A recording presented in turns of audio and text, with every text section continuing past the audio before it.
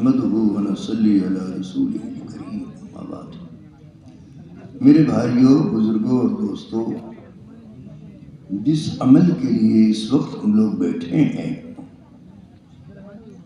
اگر اس عمل کی حقیقت کو، اس کے انوارات کو، اس کے برکات کو اللہ ہمارے سینوں کو کھول دے تو ہمیشہ کے لیے ہم راہ خدا میں نکل کر اپنی زندگی کو اس طرح گزار کر جائیں کہ ہمارے بعد دنیا قیامت تک یاد کرے۔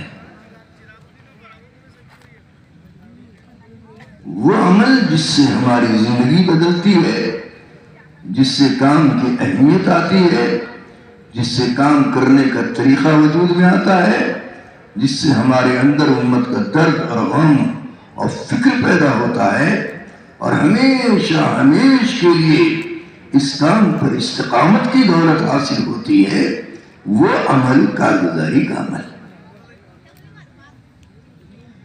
جس سے ہم ڈرتے ہیں، جس سے ہم بہت سی ہماری جماعتیں نظام الدین نہیں آتی ہیں اس دن، جس دن کارگزاری کا عمل ہوتا ہے۔ جمعرات کے دن آتی ہیں، کب آتی؟ پہلے جمعرات کو کارگزاری کا عمل نہیں ہوتا تھا۔ اب تو اللہ تعالیٰ حضرت کو جزائے خیر عطا فرمائے، انہوں نے بہت سی ایسی چیزیں امت میں زندہ کرنے کی کوشش کی ہے جو پورے طور پر حضور صلی اللہ علیہ وسلم والا درد، حضور صلی اللہ علیہ وسلم والا فکر، حضور صلی اللہ علیہ وسلم والا غم، حضور صلی اللہ علیہ وسلم والی اظہار ہمدردی اور حضور صلی اللہ علیہ وسلم والا تعلق امت کے ساتھ جو تھا وہ زندہ ہو جائے، وہ زندہ ہو جائے۔ اسی میں سے کارگزاری کا عمل ہے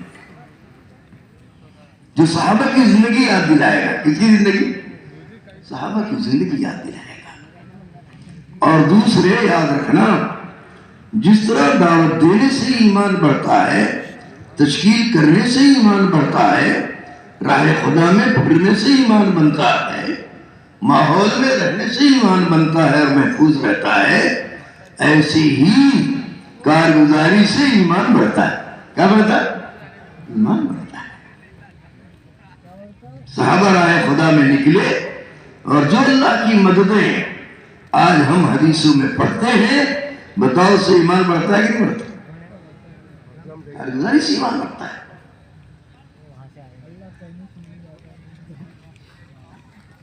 تو صحابہ کرام رضی اللہ تعالیٰ کی زندگی سراپا کارگزاری ہے، سراپا کارگزاری ہے۔ اس لیے ہم اور آپ جو بھی دعوت کا کام کریں اس کی کارگزاری سنائیں۔ کہاں سنائیں؟ کوئی نہیں مل رہا ہے، جا کر اپنے گھر والوں کو سنا دو۔ ہم اللہ کے راستے میں گئے تھے، یہ ہوا، یہ ہوا، یہ ہوا، سمجھے؟ تو گھر والوں کو ایمان بڑھ جائے گا، گھر والوں کو ایمان اور آپ سے محبت ہو جائے گی کہ میرا شوہر اللہ کے راستے نکل کر اتنی مشقت کرتا ہے اور اتنا اللہ کے راستے میں روتا ہے اور اتنی تکلیفیں اٹھاتا ہے، تو اس کارگزاری سے آپ کی عورتوں کے دلے میں آپ کے لیے جگہ بن جائے گی، آپ کے لیے جگہ بن جائے گی، محبت بڑھ جائے گی، خدمت بڑھ جائے گی اور چاہیں گی میں کیا اس کی خدمت کر لوں کہ یہ مجھ سے راضی ہے، مجھ سے راضی ہے۔ تو کارگزاری کے عمل سے ایک طرف ایمان بڑھتا ہے، ایک طرف محبت بڑھتی ہے، ایک طرف کام کا صحیح طریقہ اور ڈھنگ معلوم ہوتا ہے، اور ایک طرف کام کرنے کی سچی طلب پیدا ہوتی ہے۔ اس لیے کارگزاری کے عمل میں ہر فرد مسلم کو، چاہے جماعت میں گیا ہو چاہے نہ گیا ہو، سننا ہر ایک کے لیے ضروری ہے، سننا ہر ایک کے لیے ضروری ہے۔ اس لیے اہتمام کے ساتھ میرے دوستوں، دعوت و تبلیغ میں ہر جماعت کی کارگزاری سنی جاتی ہے۔ جانے سے پہلے ہدایت دی جاتی ہے، کیسے کام کرنا ہے، کیسے ملاقات کرنا ہے، کیسے تشکیل کرنا ہے، کیسے بیان کرنا ہے، کیسے خصوصی گشت کرنا ہے، کیسے عمومی گشت کرنا ہے، کیسے تشکیلی کش کرنا ہے، کیسے گھر گھر جا کر کے ایک ایک گھر پر دستک دینا ہے اور ان سے دین کی بات، ایمان کی بات، دعوت کی بات کرنا ہے، میرے دوستوں کہا جاتا ہے۔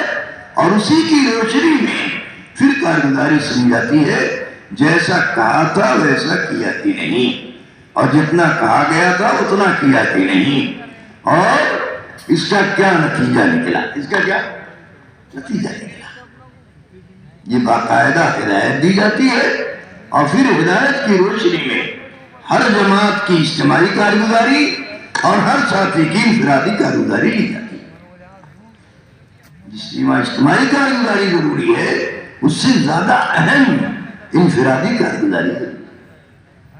اجتماعی کارگزاری میں آدمی شرماتا ہے اور ہر بات نہیں کہہ پاتا، ہر بات نہیں کہہ پاتا، لیکن انفرادی کارگزاری میں ساری باتیں سامنے کر دیتا ہے اور پوری جماعت کے سارے احوال کھل جاتے ہیں۔ اس لیے میرے دوستو کارگزاریوں کا اہتمام کیا جائے۔ سلیمان علیہ السلام نے حاضری لی، ہمیشہ حاضری لیتے تھے، تو دیکھا ایک پرندہ غائب ہے، ایک پرندہ غائب ہے، جس کا نام ہدہد تھا۔ کیا تھا؟ ہدہد تھا، اور اس کے ذمہ 3 کام تھے۔ کتنے کام؟ 3 کام تھے۔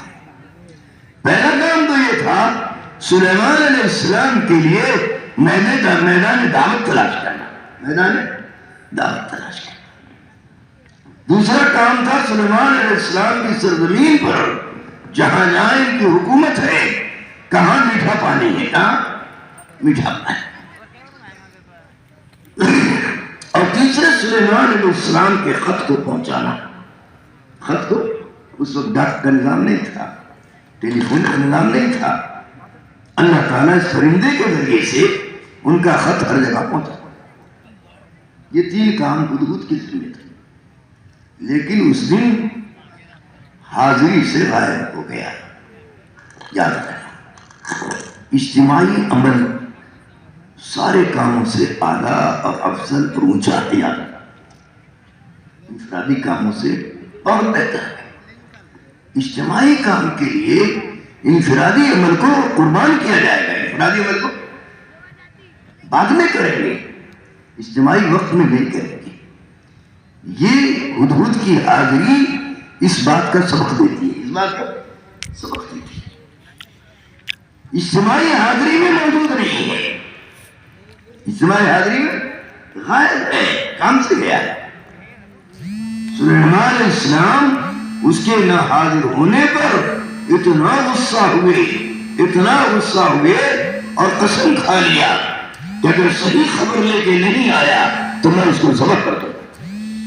سوچو، اس کی ختم کرنے کا ارادہ کر تاکہ کوئی دوسرا بھی اس قسم کی غلطی نہ کرنے پائے، اس کی سزا دی جائے۔ اب وہ آیا، سلیمان علیہ السلام بڑے غصے میں تھے، پوچھا کہاں گئے تھے، کیوں غائب تھے؟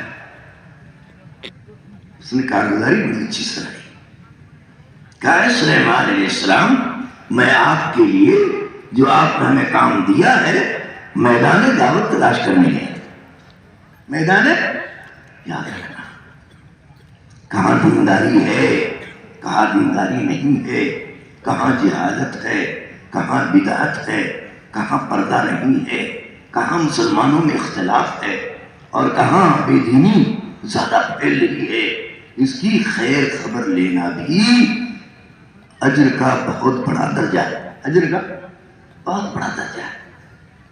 اور آ کر کے اپنے بڑوں کو سنانا اور ان کے دل میں درد اور غم پیدا کرنا اور ان کی دعائیں لینا، پھر ان کی دعائیں لے کر جماعت بنا کر وہاں کی اس جہالت کو اور وہاں کی اس ضرورت کو پورا کرنا، یہ ہر ایک مسلمان کی ذمہ ہے، یاد رکھنا۔ جب تک یہ وجود میں نہیں ہوگا تب تک حرکت وجود میں نہیں آئے گی، حرکت وجود میں نہیں آئے گی۔ یہ ساری دنیا میں جو نقل و حرکت ہے وہ اسی بنیاد پر ہے،